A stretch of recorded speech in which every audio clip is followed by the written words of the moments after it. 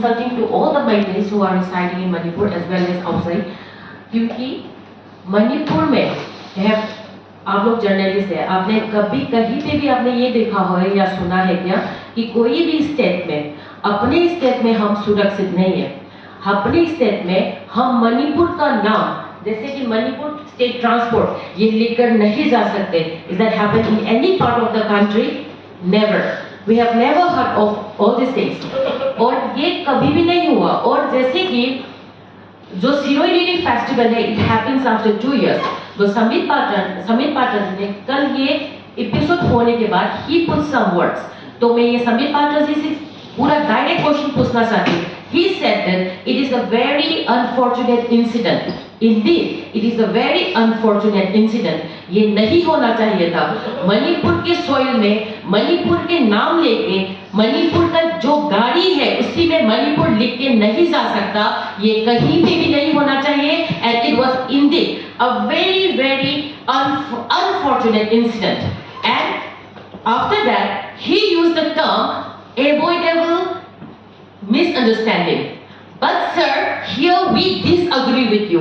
You cannot say that was an avoidable incident. वो avoidable incident था ही नहीं. It was a pre-planned one. Otherwise, जो महारेजिमेंट वहाँ पे है and they had targeted only the vehicles जो जहाँ पे मीडिया पर्सन बैठे हुए थे. Why? Because they may be thinking that अगर मीडिया पर्सन को रोक दिया जाएगा तो it can become an issue. तो यहाँ पे they might be thinking that they will do a trial. कि ये ट्रायल करके यहाँ पे अगर they success, then they can move forward to their plan. If they are unable to succeed in this and the Meiteis started reacting to this, then they have to control their plan. That is what I feel. ये बहुत hurting वाला, मतलब जो insult कल हमने feel किया था as a Meitei. Not only me, the whole Meitei communities, they had felt insulted yesterday. And one more thing, he said that normalcy जो आ रहा है, normalcy जो आने के लिए they were trying this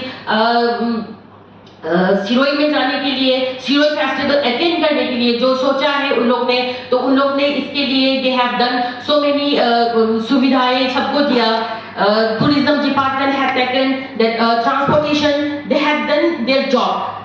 If this is a security they are providing to the Meiteis, if Meiteis have to hide their identity and they have to attend to their